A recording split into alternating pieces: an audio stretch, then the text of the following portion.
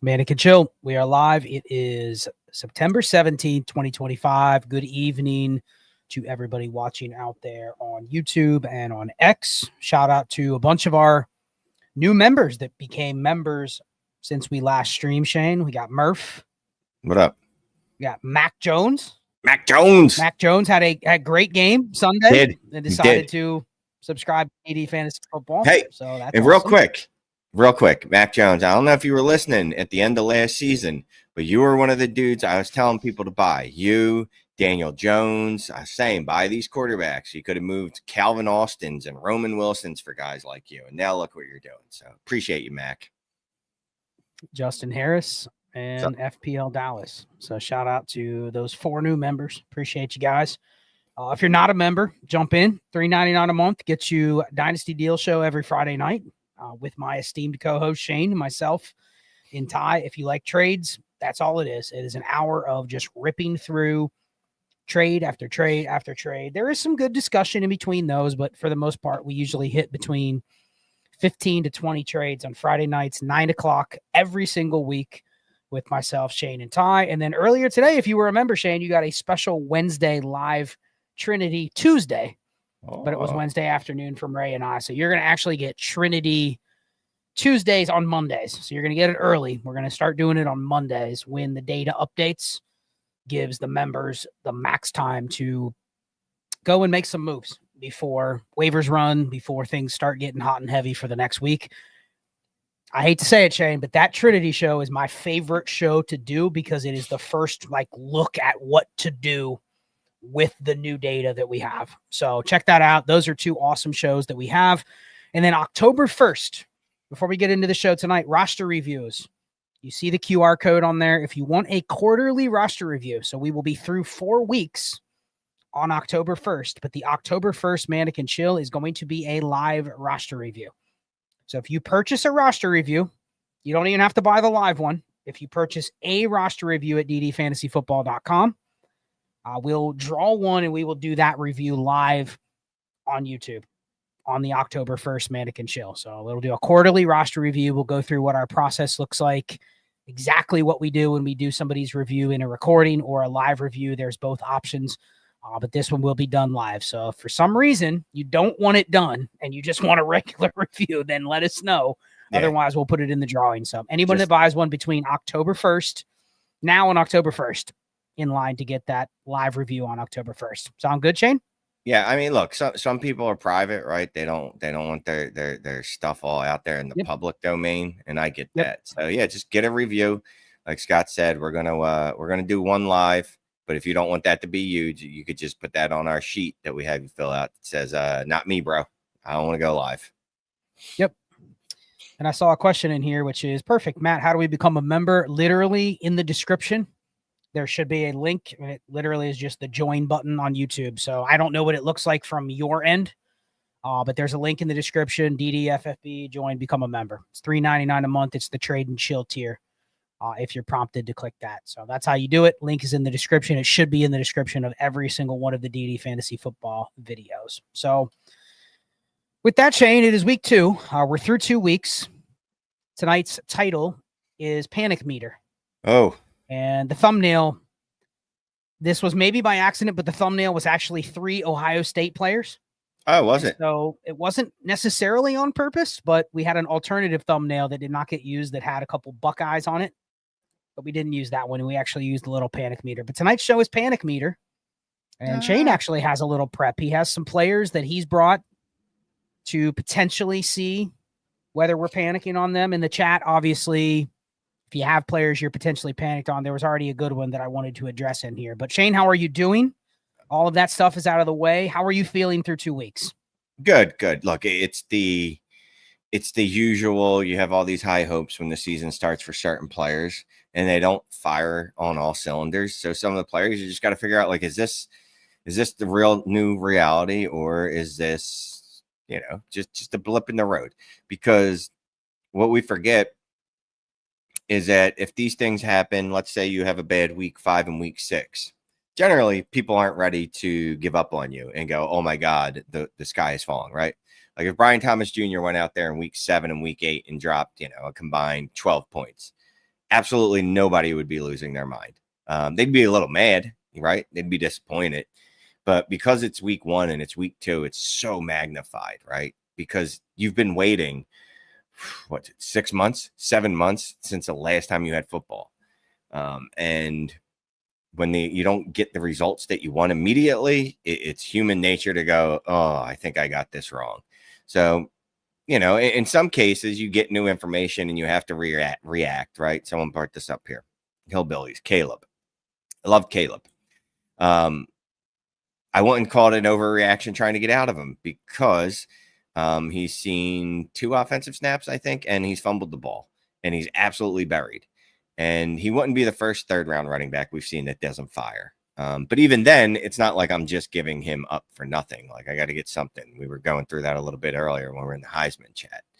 So that's where I'm at. There's a few players that I'm not necessarily panicking on, although I know the community is not necessarily happy with how the season has started for him.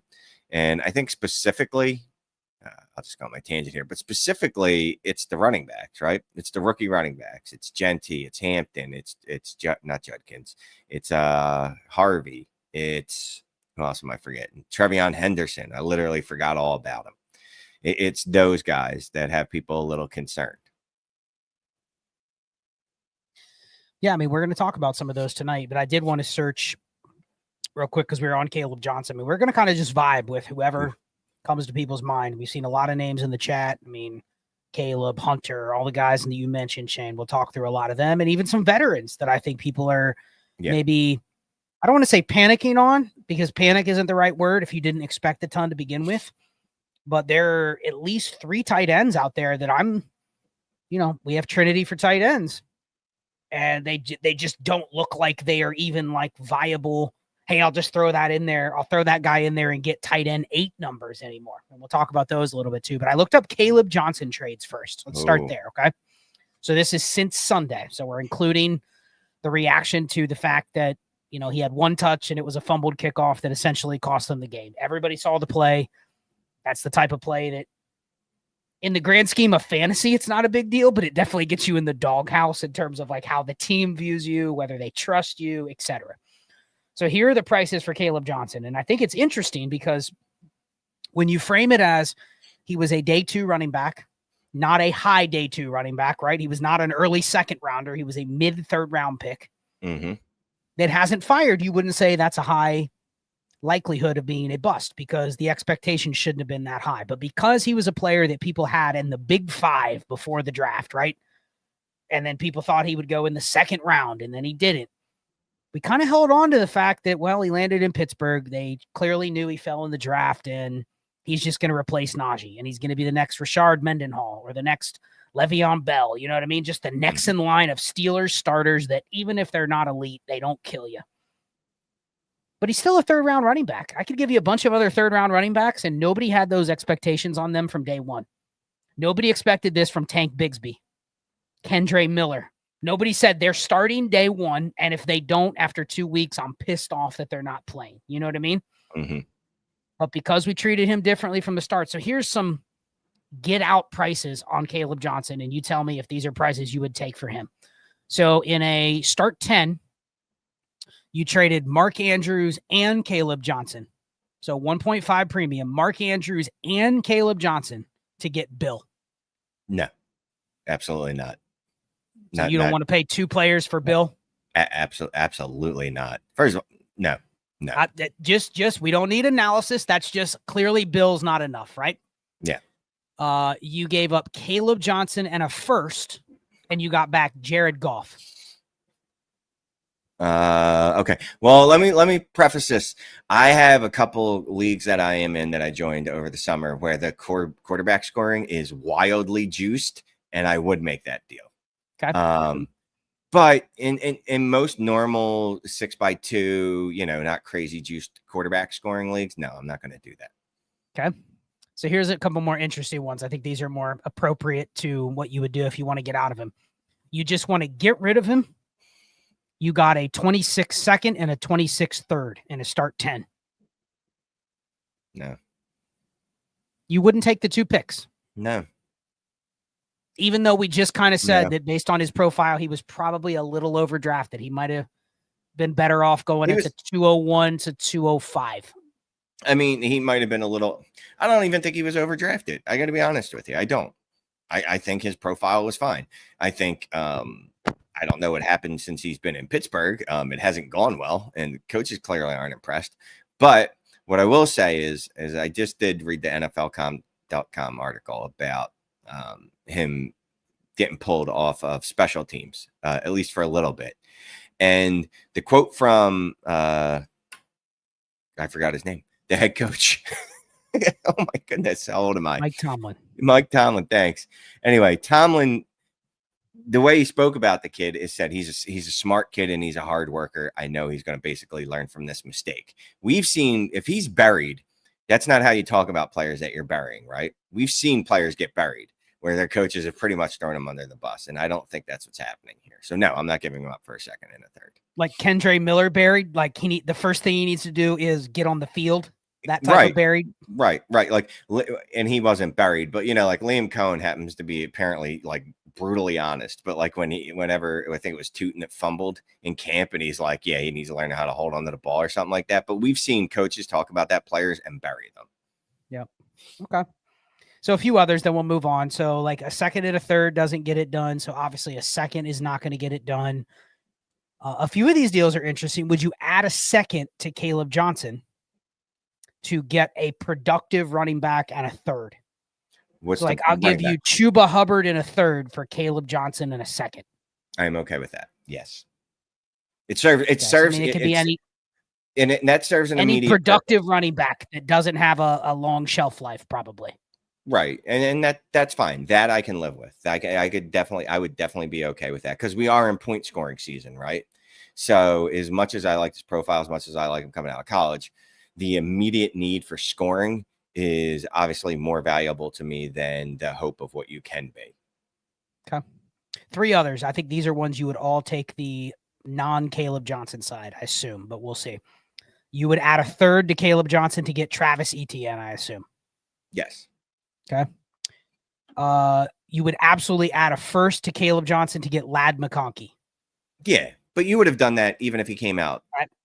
Exactly. So you're getting some credit close to what he was worth before in a deal. It just might not be actually that specific pick.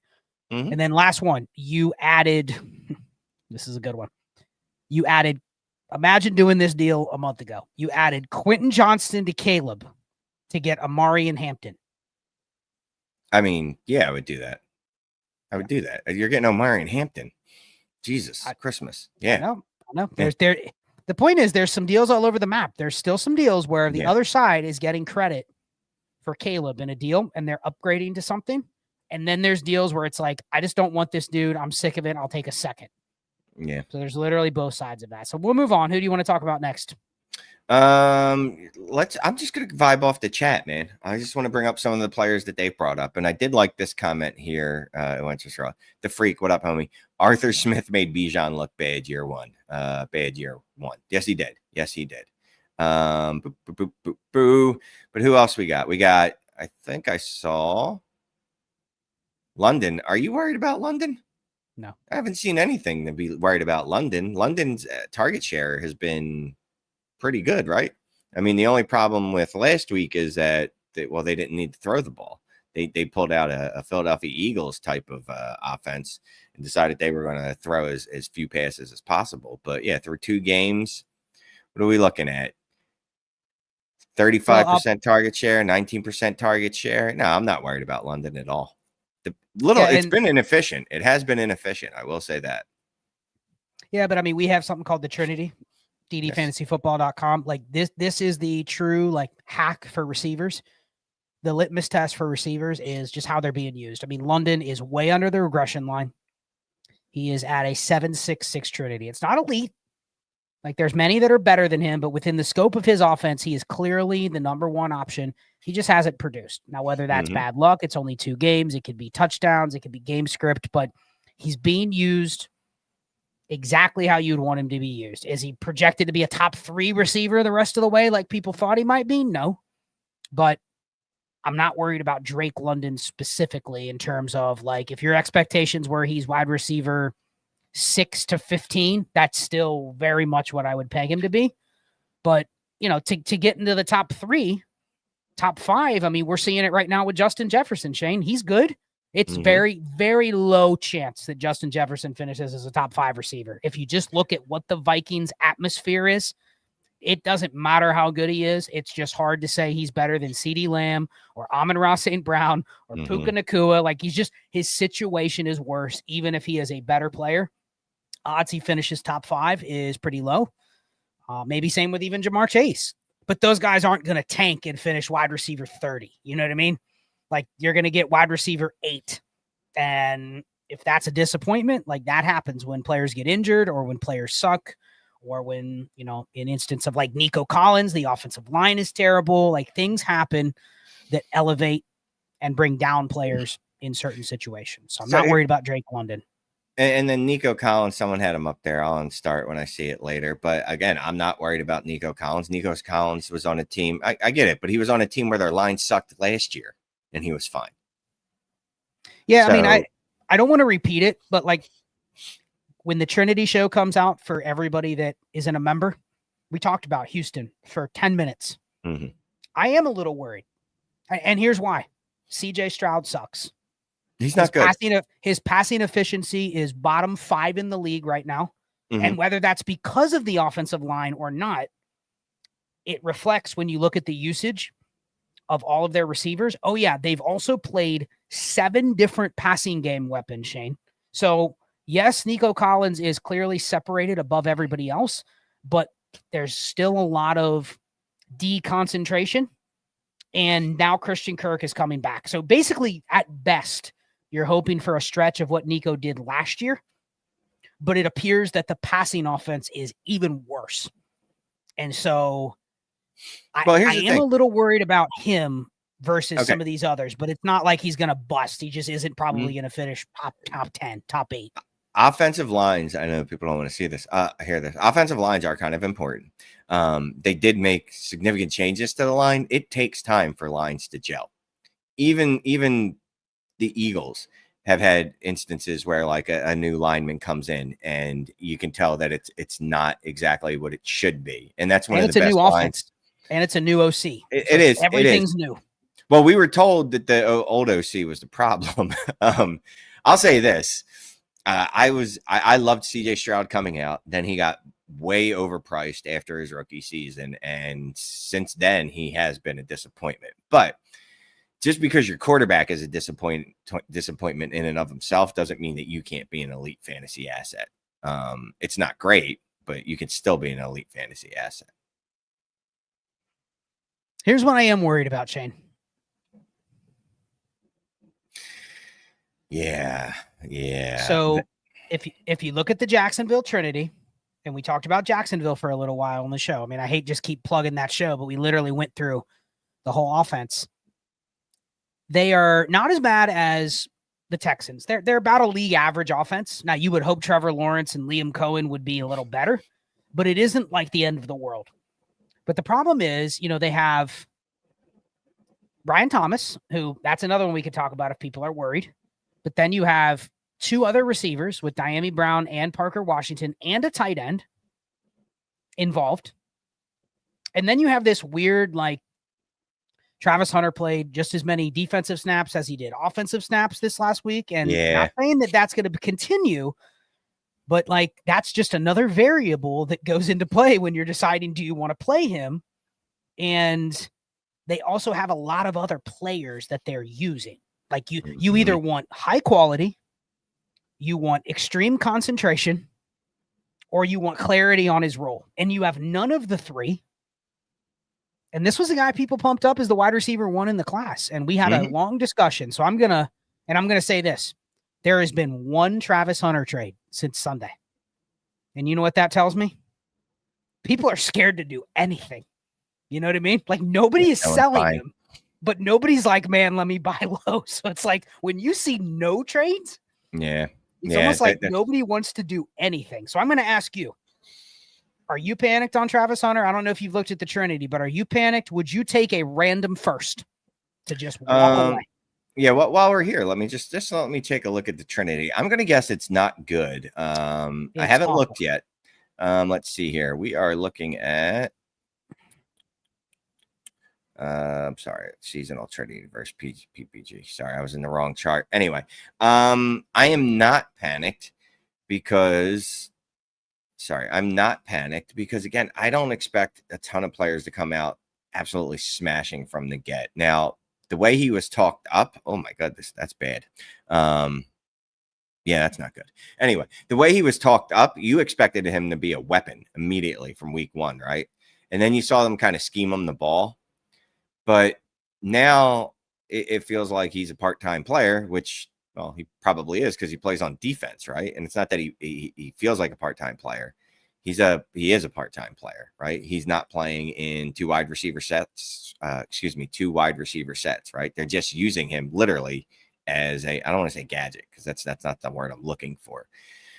That's a little concerning because I think a lot of us thought, you know what, this whole defense thing is going to go away at some point, right? Or it's not going to be as prevalent as it was last week. Like, you just look at his route participation from last week. It dropped 17% from week 1. Like, it is hard to be fantasy viable with a 60% route participation. It just is. So that is a little concerning. Hopefully he sucks on defense and they feel the need to just leave him on offense. Yeah, it's just, you don't know because of they did play the Bengals and they did have one of their starting corners get injured in the first quarter. Mm-hmm. So maybe that forced him to play. It's already a team that's going to pass a lot, and it forced him to maybe play a little bit more. But again, that was one of the risks. Like, Shane, what if both their corners get injured and they have to play him full-time on defense? We don't give a shit about that. But that is another reason where you'd go, well, that means he's probably not going to run 90% of the routes. Yeah. You know what I mean? Like, there's variables that don't exist with others. I mean, I see a lot of kind of barking at Trevor Lawrence. Like, Trevor Lawrence hasn't been great, but he hasn't been awful. Like, let's stop with this. Trevor Lawrence has been awful. You know what Trevor Lawrence has still been? Disappointing relative to the fact he was a number 1 overall pick, and there's like God's gift to offense coaching him now. People expect him to be Patrick Mahomes. But like, he's still, I'm looking right now, Trevor Lawrence, 19th in the league in passing efficiency. You know who's worse? CJ Stroud, Jaden Daniels, Caleb Williams. I mean, these guys are getting their own flack, but it's like, Trevor's not the problem. He's just not the solution. He is an average quarterback in an average offense. They're playing at a slightly above average pace, and they're passing at a slightly above average neutral rate. So it's not like it's all him, but he's not certainly elevating anybody. So if there's worry there, I'm worried because he's not elevating anybody. And again, they're playing 6 different guys, Shane. Like, if I want Travis Hunter and he's only playing 65% of the offensive snaps, I don't want Parker Washington getting 5 targets. I don't want Dynasty Brown getting 7 targets. I don't want 2 running backs getting 6 targets each. You know what I mean? I don't got time for that. No, absolutely. So that's the worry. But that's true on any offense, right? And we've already seen that so far this year. I was talking about that a lot in Follow the Volume, which I drop on our Patreon. DD All Gas. Someday I'll get it right. Patreon.com/all gas. You'll maybe get it next week. There you go. So no, I won't. But that's one of the things I talked about in Follow the Volume this week was just the lack of concentration on certain teams, right? There's just more than a few teams where we've seen like 8 wide receivers targeted, 9 wide receivers, or not wide receivers, but 9 people get with a reception, 9 players with a reception. I think stuff like that will tend to weed itself out as the season progresses. Water does find its level, right? Dynasty Brown is fine, but he's not. He should not be getting 9 targets or whatever it is he got. Like, he's fine. He's a fine role player. He should see 2 targets. Water does eventually find its level in most cases. So a lot of this stuff, I think, is just going to take care of itself through the natural evolution of the season. Wow. Yeah, I mean, it's only 2 games. That's the thing to remember. It's only 2 games, but like you look at Dynasty Brown is basically top 2 or 3 in every category. So like that doesn't tell me he's going to go away. So there's already one gnat that's probably going to exist regardless of whether Travis Hunter's better or whether Travis Hunter just needs more reps. But then you have too many options. And unless the offense is going to elevate everybody, it's hard to justify the third or fourth option on an average offense. So, yeah. So I will say this about the Trevor Lawrence, and we talked about this on the drive Friday morning. I think it was Friday morning, or was it Monday morning? I don't remember when it was. It was Monday morning, the drive, the Monday morning drive, not the Friday drive. We were talking about Trevor Lawrence. And even if you think, or even if you were correct that Trevor Lawrence is the problem, you know what the issue with that is he ain't going anywhere. We looked at his numbers. He's not going anywhere for several years. So you better hope that he is not the problem, because again, he's not going anywhere. Yep. Yeah, it's in the end, like, we can say we're worried or not worried about Travis Hunter, but the big question, and we won't go into this right now because we want to talk about some other players, is what do you do with him? Think about that. Whatever side you are on this argument, what do you do? Based on Dynasty Daddy, nobody's doing anything. Like, people are scared to say, you know what, I'm convicted on Travis Hunter, I'll go pay a future first. But the people that have him are scared to go, I'm getting out for a random first. So it feels like he's kind of in no man's land, where when everybody agrees that the answer is not to do anything right now, usually the better bet is to do something. You know what I mean? Like, find a side. Either go aggressively buy him or completely get rid. I could support either one. I'm going to send out an offer of RJ Harvey for Travis Hunter right now. Okay. Well, let's talk about RJ Harvey. You just mentioned him. There's no merit. Okay, sorry. Well, no, is there panic on RJ Harvey? I'm less panicked on these running backs. I think I just view the running back position differently. I think it's very much a week-to-week opportunity growth, like growth share type of thing. Like, sure, when you draft a guy at 103, you don't expect to wait half a year to play him. But like, you can go back through history and find tons of running backs that we expected to smash week 1 and they didn't smash until week 10. And it's like, are you really regretting drafting these running backs? I'm not, because of what they represent over the next 3 or 4 years on my roster. I'm much more worried for receivers, you know, when their roles appear to even be in flux. So what do you think, Harvey? No, I'm not worried. I'm not. Again, water finds its level. J.K. Dobbins started off last year like a house on fire. He's a fine player. He should not be the number one back in that offense, and eventually RJ Harvey will overtake him. I think the one lesson to take from the running backs, though, is you can't just assume just because they're an early round running back, first, second, even the first round, second round, third round, doesn't mean that they're going to come in right away and ether the veterans that are there, that they're just going to come in and get a 65% work share, 70% opportunity share. You know what I mean? And I think, and I'm guilty of it, a lot of times we just make that assumption. All right, well, Jeanty's going to come in and there's no way that anyone else is going to touch the ball. But instead, for reasons that I'm not exactly sure, Sincere Cormac is on the field, or Zamir White. It doesn't matter which one it is, because neither of them are very good, and neither of them probably take touches or snaps from Jeanty. But that's what happens, because these guys are actual, they're veterans. You don't just shove a rookie in there generally in week 1 and give him 100% of the touches. Saquon's very rare. It happened in Saquon's rookie season. I think Bijan, come to think of it, he had to split a lot of time with Algier, right? So I think that's the only lesson there, is just don't expect it to be week 1 and maybe have some of these less sexy veterans on your roster to stick in your running back positions until they fire, right? Until Ashton Jeanty gets that full workload. Maybe you run Tony Pollard out there, you know what I mean? Or at least you have a Tony Pollard on your roster to at least buttress any what's the word I'm looking for? Buttress any disappointment you might have.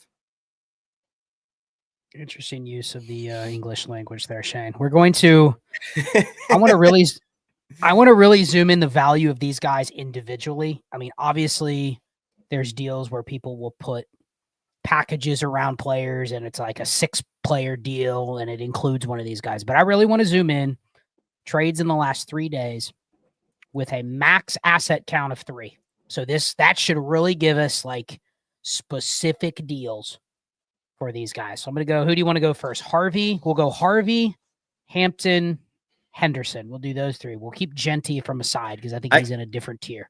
Hendo's probably the most interesting one because we've seen the least out of him. At least it feels like we've seen the least out of him. I think he's played like 30% of snaps or something like that.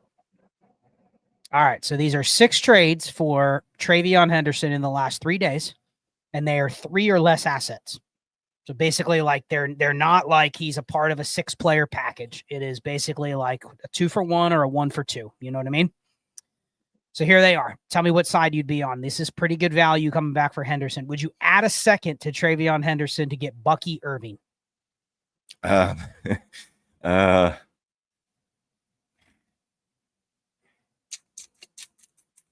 hold. I will hold.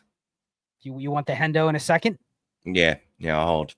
I'll tell you what, though. If your team's 2-0 and you've been riding Bucky, would you sell Bucky for Hendo in a second, or are you just going to say, I'm not going to hedge my Bucky shares? I'm not going to mess with what's winning. No, I'm good. So Shane hates that trade from both sides. Got it. Yeah. All right. Yeah. Shane, would you give up Trayvon Henderson for Devon Achane straight up? Yes, absolutely. But dude, I would have done that before. You know that I would have done that immediately. But yes, there's a little panic on Achane just because like people don't trust anything Miami Dolphins. So just leave that there.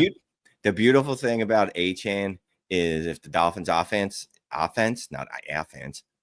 is bad, he's still good. If it's good, he's still good. He can be elite, dude. Achane is, knock on wood, perfect, absolutely perfect.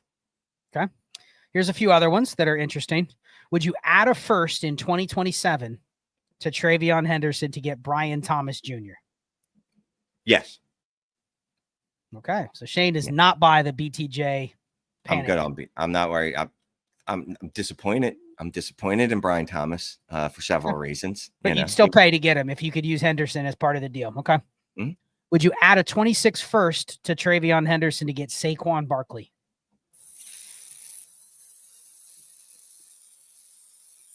I don't think you would, because if you wouldn't have done that before the season, like doing it 2 weeks in just tells you you're abandoning all process for the short-term high. Talk to me game to game on Saquon. Talk to me in week 7 when we're in the midst of it. You might be able to get that out of me. Okay. You know. So the second piece doesn't matter a lot here. It's a 1.5 premium, but would you add? Well. Would you give up Trayvon Henderson to get David Njoku and Emeka Egbuka? So what am I adding to Henderson? Nothing. It's Henderson for Egbuka and Njoku. No, yeah, because you know what? Because then I could probably flip Egbuka for Jamar Chase or Puka Nacua at this point. But you'd rather have Egbuka over Henderson. Is that correct right now? Yeah. Okay. All right, last one. This is a good one. Trayvon Henderson or Daniel Jones in a 2 QB? Trayvon. No, get out of here. That nonsense. You're not buying the Daniel Jones? Get out of here. Look, it is awesome, Daniel Jones. I love how everybody was in on him, too. Everybody I listened to was in on him. I listened to a lot of podcasts. Not everybody was in on him. I was last year, only because he was cheap, and I thought he'd get a start again. But everybody was like, oh, yeah, I knew, because the culture just such a better organization. Oh, blow me. Get out of here with that nonsense. And anyway, no, I think Daniel Jones can be a good quarterback. I don't think he's this. You know what I mean? I think there's a happy medium in between the New York Giants cluster bomb that we saw and this new version of him. All right, let's go RJ Harvey. Same criteria, last 3 days, 3 assets or less. There is less RJ Harvey trades. Way less.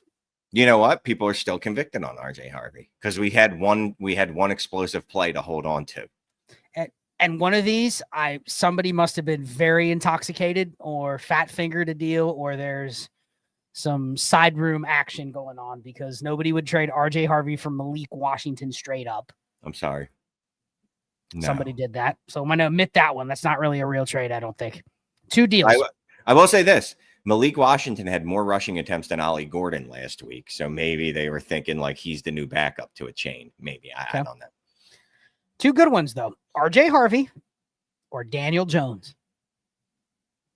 Sir, we just had this conversation. But so you're taking RJ Harvey comfortably, even there? Yes. Okay. I'll leave it there. Here's the other one. RJ Harvey and another rookie that I do think there's fair to have some panic on, even though you don't agree. RJ Harvey and Colston Loveland for JJ McCarthy. I think people are panicked on all of those guys. Yeah, that's an interesting one. Let's just trade each other's problems. Bro, everybody was just like, I'm scared of this guy. You're scared of that guy. Let's just combine them and put them into some like mega ball of fear. Is it a tight end premium? I mean, honestly, it is a 1.5 premium. 1.5. So it's small. I could see that deal from either perspective. I could. There is a lot of panic off to JJ McCarthy, though. It's pretty funny. Well, and quarterback trades oftentimes have context that we don't see. Like if I have 3 quarterbacks, like I'd be more willing to do that type of deal where I'm just getting rid of McCarthy for the best production that I can get or the best assets I can get. But digress. So last one, Amari and Hampton. I have some interesting data on Amari and Hampton. So we did talk about this as well. We talked about the Chargers a lot on the Trinity show, but the Chargers lead the league in neutral pass rate. The Chargers are the 4th highest passing efficiency team as well, which is tracks. Herbert's been pretty good historically. Yeah. The Chargers concentrate their offense to 3 players in the passing game more than any other team. Yes. And they don't target the running backs. Their running backs have 6 total targets on the year, and I think their tight ends have like 5. So it's like the most perfect offense where it's like they run 3 receivers. All 3 of the receivers are good.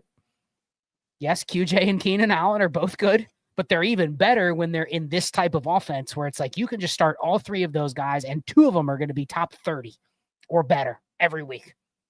The way they're running their offense. They actually have the highest pass rate in the last 10 years, Shane.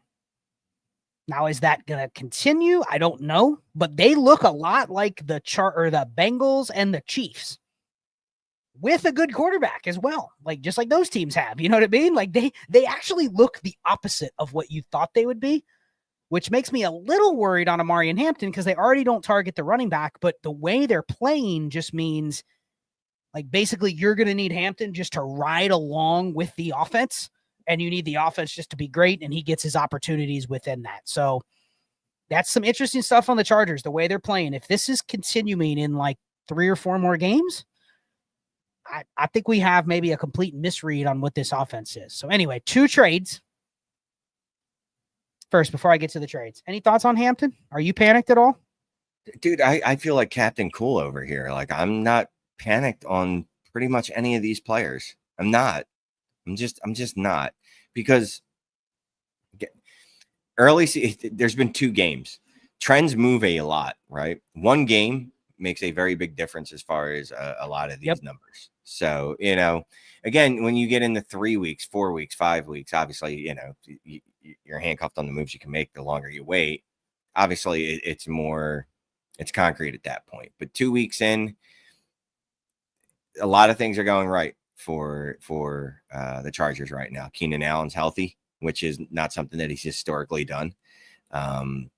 He seems to be interested, which is not something that he's done over the last couple of years in football. Quentin Johnston is catching everything thrown his way, which, historically he's had some drops issues with. So, say like a week today, right? Ladd didn't practice because of, I forget why he didn't practice. Bicep injury. Let's say Ladd doesn't play this week. What does their offense look like? Are they going to continue to throw at that same pass rate when the 3rd wide receiver is Trey Harris or KLS? I don't know. I don't think so. It's hard for me to imagine a team spending that type of draft capital on a running back and then immediately going, nah, never mind. We didn't mean this, Yeah, I think the positive for Hampton is that the Chargers are clearly a good team. They are definitely an offense that should be able to drag numerous other players along with the guys you expected to produce. That is a big difference, though, compared to you drafted him. I mean, let's be honest. People drafted Hampton and Jeanty to be Gibbs and Bijan, to be Saquon and Derrick Henry. Like you didn't draft them to just be, well, that's a mid-tier RB1. Like, and I get it. It's only 2 games. But we set the bar very high for 1st-round running backs. So what does that mean in terms of trade panic? Like for me, these running backs, Shane, they're running backs, right? Like, I'm not going to bail because they're not scoring points right now. When running back, we know is very volatile. There's a few guys historically that like you just set and forget, and you know exactly what their workload's going to be year after year. And it usually takes a little while to get to that point. We're finally there with Bijan. Finally there with like, we kind of know what his workload's going to be and what it's not going to be, but he's so good, it doesn't really matter. So here's the one Hampton trade. This one's very interesting to me. You just lost Joe Burrow. Would you trade Joe Burrow for Amari and Hampton and Daniel Jones? Keep in mind, Daniel Jones is QB2 on the season. Look, I didn't dismiss it out of hand, right? I didn't dismiss it out of hand. You kill two birds with one stone, right? You get another top 25 asset in Hampton, and you get the short term, which I'm gonna say no. I'm gonna say no because I'm making a deal, right, to help me right now. That's what that deal is about. If I'm moving Burrow away, Aaron Hampton is not helping me right now. He's not. And as much as I might believe in him in the future, he's not helping me right now. So I'm literally trading him for I'm trading Burrow for Daniel Jones, and the hope that at some point this season, because that's what that trade's about. If you're moving Burrow, it's about this season. That this season, Aaron Hampton's going to be what I thought he was going to be, a top 12 running back. Yeah, I mean, I see it from a ease of, I got both things that I wanted. I got another good player, and I got the temporary quarterback replacement. So it might just be somebody that's willing to kind of live dangerously year to year at quarterback. I will say with Daniel Jones, my prediction, and Ray's talked about this a couple times, my prediction is if this continues with Daniel Jones, we see him get the mid-season 2-year extension, and all of a sudden we don't feel like he's risky anymore. We feel like he's basically a better fantasy version of Geno Smith. Like he's basically Justin Fields, but with more commitment than what even Justin Fields has got. So someone change tune on him quick. Yeah, someone in the chat mentioned, I think it was Sam Darnold, and I was listening. What was I listening to? I was either listening to NFL Daily or Move the Sticks yesterday, and they just mentioned all the quarterbacks that escaped New York: Geno Smith, Sam Darnold, Dan Jones. Who else is there? I think there was one more in there. Like they just leave New York and all of a sudden they're better. But anyway. Yeah. All right. The last one, the elephant in the room, Shane. I want to get and I want the chat to chime in on this one because let's truly dig deep on this one. There has been no trades involving this player in the last 3 days. None. Ashton Jeanty. I tried to trade for him yesterday. Oh, you obviously didn't get it done, or it would be in Dynasty Daddy. And I'm going to preface this by saying Ashton Jeanty was drafted as a damn near first-round startup pick. He was already brought in to be RB3 off the rip. There is no let's wait. Ashton Jeanty is getting the second highest work share in the whole league. Shane, name the other running backs. You tried to name them. You whiffed on the first one with Sincere McCorm something, and he's not even on the Raiders. They have no other running backs that even in like 30-man roster leagues, there's people not even rostering the backups until this week. There's zero threat. Oh, yeah, and then it's also a team that only has one good receiver and a tight end. Like, you couldn't ask for a better setup for Ashton Jeanty. And he has 83 total yards on the season with, I think, 36 opportunities. Talk about it. I sound like the opposite of Chicken Little. Like, calm down. It's 2 games. Yes, the opportunity has been absolutely fantastic. And if you would have told me this before the season, I would have said he would have came out smashing. I absolutely would have said he would come out smashing. He's going to. He's too good not to. Despite what Jay Rich says about him. He is way too talented for this to continue. He just is. So he's going to smash. It's going to happen. I don't know when, but it will. But it could be next week. It could be in 3 weeks. I don't care. I almost want him to have 2 more bad weeks, and then people can panic and I can buy him. Because I have literally absolutely no fear. Now, we talk about Caleb. That, like, if my fear panic meter, it's Caleb Johnson's here, right? Caleb's here. Wait, no. Caleb's here. High. That's right. Ashton Jeanty's down here. And then, there's guys in between that's a little bit like someone mentioned it earlier, like Matthew Golden. It's a little there because from what I was told, he was supposed to come in and be the wide receiver 1. And he hasn't even been the wide receiver 3. Not Malik Heath and Dontavian Wicks. Yeah, like he's passed by everyone on that roster, which was not the bill of goods that I was sold. So I have absolutely no fear whatsoever. So Sean agrees. No fear, no panic. Buy. But I want to ask you, how do you buy? And I don't want to hear I'll buy him low or somebody's scared and they'll trade him for a single first. Like, let's talk about, there you go. That's a good example from Anahola. I would absolutely smash that. And Bijan is an absolute sublime. He's just sublime. It's ridiculous how good he is. But yes, I would take that deal. Would you do Saquon in a first for Jeanty? I'm giving up Saquon in the first for Jeanty. Yes, because you're getting the next Saquon for the next 8 years, and you're. Well, how come I could get a first with Jeanty to get Bijan? I'm asking you the question. I like that market better. You have to think about how the market will view Saquon in your league. We know Saquon's great, but like the market's only going to view him in a certain way. You could not sell that dude for anything in the offseason coming off a 2,000 yard offensive player of the year season. I couldn't get anything for. I'm sorry, I just had to put this up. Panic meter for Caleb Johnson, 7 cheesesteaks. Yes. We need a cheesecake. That's what he said for the members, don't we? Yeah, we definitely need a cheesesteak one. Panic meter should be measured in cheesesteaks for Shane. Absolutely, dude. Bless him breaks is hilarious, by the way. Anyway, yes, I'll give up a first and Saquon for Jeanty. I'll do it. That's a late first, though, right? Yeah, I mean. It's week 2, so you're speculating on first. I think that's the type of deal that, listen, if you had Jeanty and you were a little panicked, like that is a pretty good haul, especially if you're trying to win with Jeanty at the same time. Yeah. Like you're getting Saquon and you're pocketing the first, you know what I mean? Because a lot of people drafted Jeanty with like, that's my piece to go and win with. Yeah. And so you're kind of in this weird spot. So no, and that's, and it, again, with a lot of these running backs or most of them, you thought, they probably could be in my starting lineup. But Jeanty, you knew he was going to be in your starting lineup. Like there's a couple running backs that no doubt in my mind were going to be immediate hits.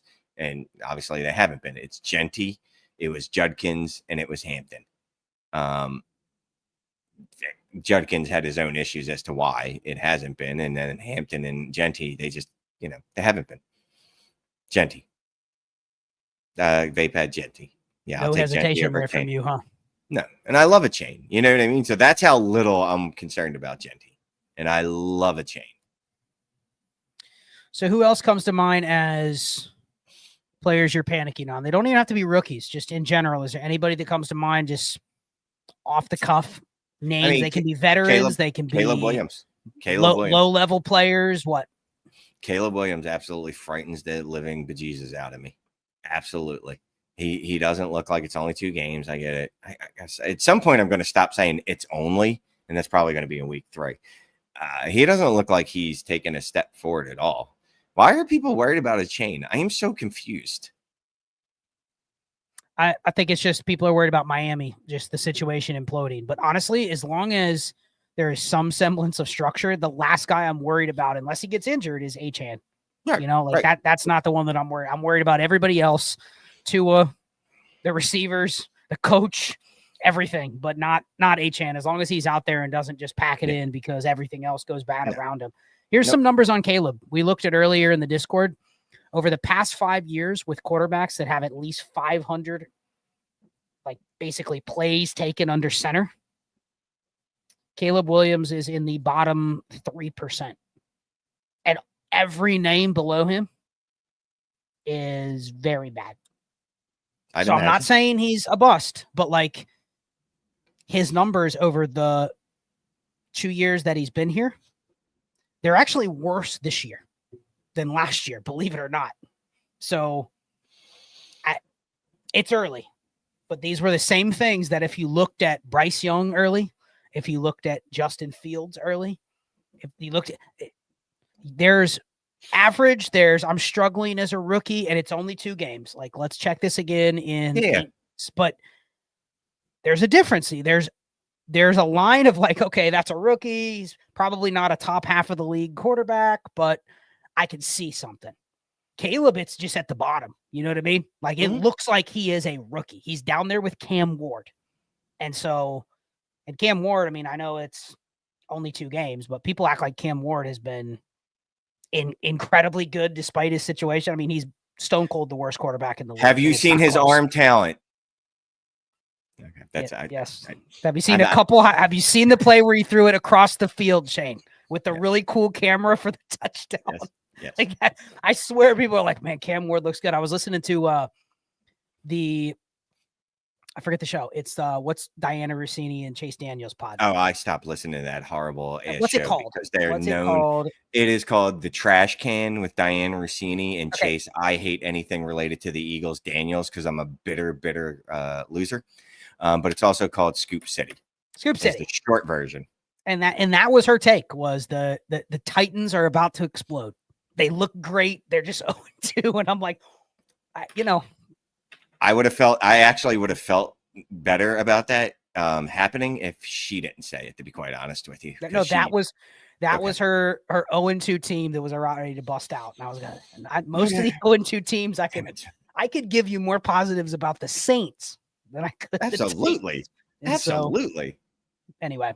Yeah. Well. Caleb, anybody else? I have a few tight ends I want to mention. Yeah, let me so I want to hit a couple people from the crowd. We've already talked about Hampton a lot. We talked about Golden. It was Marvin Harrison Jr. was the other one. There was one in there. Marv Harrison Jr.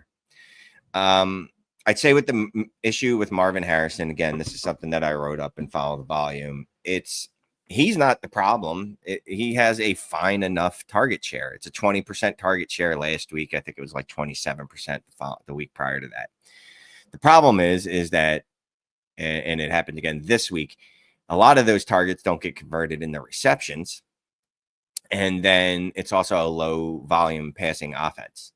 The Cardinals seem to want to throw the ball as little as possible. And when you have a target vacuum on your team and Trey McBride, well, there's going to be weeks where, sure, Marv Harrison gets a 20% share, but that 20% share works out to 5 targets. And if you don't convert every one of those targets, and hopefully one's a touchdown or an explosive play, you're just not going to put up monster weeks. You work in management, Shane, right? I am. How many people have you reviewed their resumes over the years or read a bio about somebody and then you actually get them in there and it's like, they're okay, but they're not exactly what they presented on paper? That feels like Marv. Like, Marv is not bad. His Trinity is fine. The problem, I think, why people are worried about Marv is because they cannot get out of their head that he was wide receiver 3 in Dynasty before he played. And he probably settles in the range of like wide receiver 10 to 25. Like, that's probably where he lives on the high end. High end, maybe you get a wide receiver 9 season out of him. You know what I mean? Top 12, top 15. But he just probably doesn't live in a range much higher. And people just feel disappointed if all they're going to get is, I mean, he's averaging, I think, like 12 points per game on good usage. Like, if he lives he's wide receiver 23, people are going to be like, oh my God, he's the biggest bust ever. You know, that's not a bust. That's a bust when you expect him to be literally a game breaker. And he's just a low end wide receiver 1, mid-range wide receiver 2. So I think it's more of just the expectation was extremely high. And we're still coming down from that feeling of what we thought that high was going to be. And it's just probably not going to be that. So that's where I'm at on Marv. Yeah, hit Matt because he still mentioned that. What up, Matt? Traded JSN and a first for Marvin Harrison Jr. week 2 of last year. Can't help but watch card games and think how bad Petzing is. I'm there with you, buddy. Reception perception says Marvin Harrison Jr. is better from last year, but we need a new OC for fantasy. I don't even know if it's Petzing at this point, right? Like, I think it just might be Steichen. That's the type of offense he wants, right? Like, obviously he's not calling plays and he's not designing the offense, but you do see this sometimes where, you know, a defensive minded coach has a certain kind of offense he wants to run, where it's low volume, which, they perceive as being low risk of turning the ball over. Do just enough and let our defense win the game for us. So, but yeah, you can't feel good about it right now, right? Because JSN's got a 89% target share. He's absolutely wild. So yeah, I can't feel great right now. I'm sorry, man. Really sorry. Yeah, and you know what? If you felt great about that because those two were flipped, you still wouldn't feel amazingly great either. Like, that's how many times have we talked about adding a first to a receiver to get a better receiver when you are not just locking in great receiver production? Yeah, like it the top feels five, like yeah. Most of the time, if it's like, here, I'll give you the depressed wide receiver one for the a little better wide receiver one, but neither of them are top 5. Like, it feels like you just take the first. You know what I mean? Yeah. So that's one where, as much as we were excited about Marv, like, it just feels like it was a risky deal, and obviously it played out to be risky. The 3 I wanted to mention, Shane, I think are, I don't know, I saw them mentioned sporadically throughout this chat, but we have 3 tight ends right now. Their trinities are terrible. Their production is terrible. And I don't know, Evan Ingram, Mark Andrews, and TJ Hawkinson, we would have pegged all of those guys as like, oh, that guy's going to be a top 8 tight end. It's like you're sitting here looking at some of the guys that are better than them. And I don't know. I sent out some deals today to try to just shed these guys for seconds. And it's like not really even any takers, especially Andrews and Ingram. Like, they feel like they're even worse, even though Hawkinson's been just as bad. But like, is there a panic on these guys, or is this just accepting the reality that players get old, players that have been injured a lot aren't always the same, and that just sometimes is what it is? Andrews, you need to accept that this is what it is. This is his 2nd year in a row, and this year without Isaiah Likely, where he's a rotational player. And once tight ends are rotational, that's not a good thing. It is not. You need your tight end out there all the time. Look at Kyle Pitts. Kyle Pitts happens to be having a breakout season. Not yet, whatever. I'll use the word. In year, what is this, 4? He's not leaving the field. That's why. At a much higher rate than he ever has before, he's on the field. When your tight end's getting pulled off the field, and that's what's been going on with Mark Andrews for 2 years now, and even without Likely, they're still doing it. Like, this is what he is, man. This is what he is. This is the only saving grace. But this tight end is, I believe, top 6 in production and top 6 in usage. Zach Ertz apparently will never die.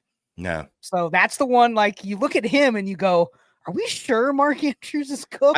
Was Mark Andrews ever better than Zach Ertz? I don't think so. At his peak, his peak was better than Zach Ertz's peak in terms of, like, just very Shane. Mark Andrews had a 1,300 yard season, Shane. Ertz is better.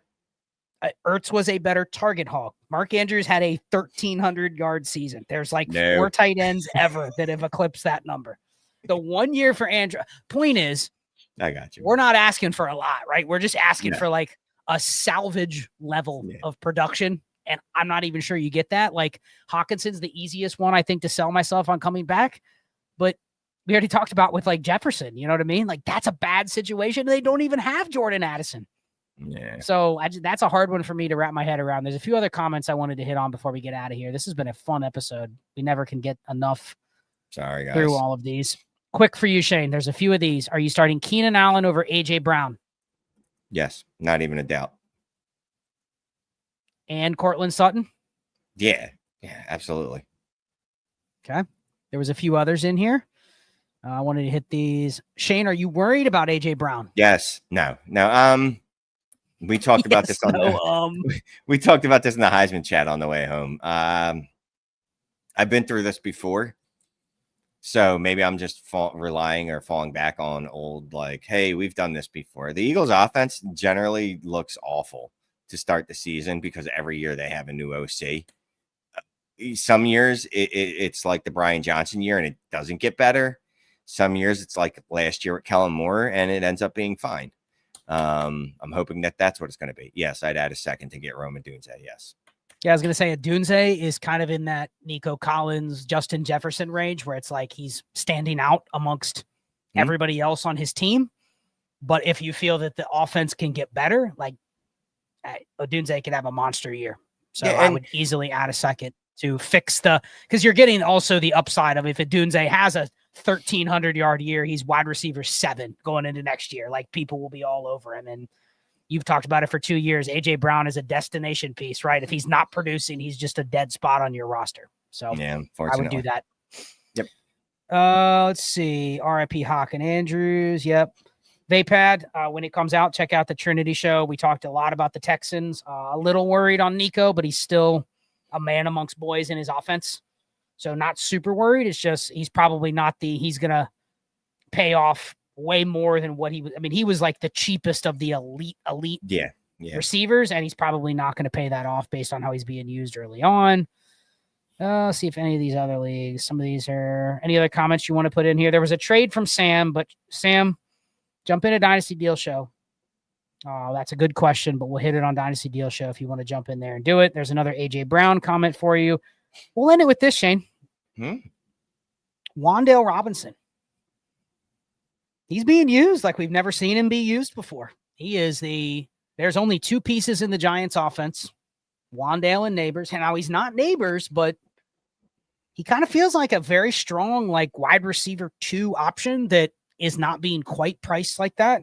There's a lot of players on poor situations or crowded situations that I would add to, but I don't even know if you have to get Wan'Dale Robinson. But what are your thoughts? I mean, everyone knows the Trinity. Go look it up. He has a fabulous Trinity. He had a massive game in week 2, but is he going to put up 30 points every week? No. But the way he's being used, he's probably going to put up. Just real quick. I love Wan'Dale. Yeah, I sold him the Vapad last year. He's a guy that always gets at least 20% target share, right, 25%. Like, that's just generally what he is. It's been low ADOT stuff. Week 1, it was still low ADOT stuff. Last week was like a bolt out of heaven where they just started doing everything with the guy. Now, if we can get his ADOT up in between, like, it doesn't need to be what it was last week, just not week 2. I think he can be very, very helpful. Week 1, his Trinity was still 7.09. So, like, it is. Yeah, no, it was good. The usage is always good. It is always good. And that's why this tracks. The way he's being used has little to do with anything else in the offensive environment that he can control. Mm-hmm. But you also have him being used in a more favorable way now. Yes. With a history historically of being able to earn targets. Like, you know what he is? He's like he reminds me of a little bit. It's not exactly the same. He kind of reminds me of like peak Deontay Johnson. Like, when he's out there, he gets the ball. Yeah. They go to him over other players. And we may say, oh, he's not that good. Like, what did you hear in the offseason? He should have never got the volume last year, Shane, because he's not that good. But the way the Giants are using him is, well, we actually think he's good, so we're going to continue to give him the ball because he's earning the ball. So he's probably a sneaky, if he has another good game or 2, like, he's going to be hard to swap some of these other receivers that kind of have like fake value. Mm-hmm. But, like, who would you rather have rest of the season, Wan'Dale Robinson or Josh Downs? Wan'Dale. And because before the year, people would have said Josh Downs is good and Wan'Dale doesn't deserve to get any volume. So it's interesting how quick that flips. I don't know if you remember, but there was a little spree in the summer where I just kept adding Wan'Dale Robinsons for like thirds. And every roster, it was literally built the same. It was, I need a last wide receiver just to stick in there. If he pops 1 week, great. And if he doesn't, that's fine. I'll live with it. So there's a bunch of leagues I got him for thirds. I did move him in a couple leagues to people. I wish I had him, but yeah, I picked him up in a few places. Really cheap, man. Really cheap. I mean, sometimes we should probably value the ability to earn a target. It is a skill. Yeah, and the beauty is you probably, in those situations, you probably had to also use him in the first 2 weeks. So you've captured. I mean, that's what he was for. That's literally what he was for. He was that, okay, I need one more wide receiver to stick in my last flex spot. You know what I mean? Let me shove him in there. He's fine. Or to start 3 wide receiver league, and I built 3 running backs. Throw him in there. Yep. All right. Well, this was a good show. There was a few others. I implore everybody, check out the Trinity tool, ddfantasyfootball.com. That's where we're getting a lot of this data. It is the best wide receiver usage tool. And it kind of can help you go through some of these. I use a couple other sites. rbsdm.com is great for basically everything you want to know about offenses and quarterbacks and how offenses are running and how quarterbacks are performing within those offenses. So those go very hand in hand with Trinity. This was a fun show. If you want more of us, if you want us to talk trades, which we typically don't do a lot on Manic and Chill, Dynasty Deal Show every Friday night. So 9:00, get your trades in. You want unlimited trades, you get them on Dynasty Deal Show every Friday. Become a member. Link is in the description. $3.99 a month gets you the Dynasty Deal Show every week and the Trinity Show with Ray and I, which will be Mondays going forward. So Shane, any final thoughts from you? And reminder, roster review on October 1st. So if you buy a roster review, hit that QR code. If you buy one, we'll put you in a drawing to do your team live on Manic and Chill on October 1st. We'll do a live review. But final thoughts from you? Yeah, make sure you hit up the roster reviews. It's never too early to start picking directions. And next week, maybe we do talk about teams your teams that should you panic or not panic on. 3 weeks in, some people are going to have teams that are 0-6, even though they went into the season with high hopes, and there's other teams that are going to go the other way, 4-2. I'm assuming everyone plays median or whatever, 3-0, 0-3. When they didn't have hope. So I think maybe we'll talk about that. So no, appreciate it. This was a fun show. Absolutely. Have a good night, everybody. Enjoy another week of NFL football as we start week 3 and later. Thanks.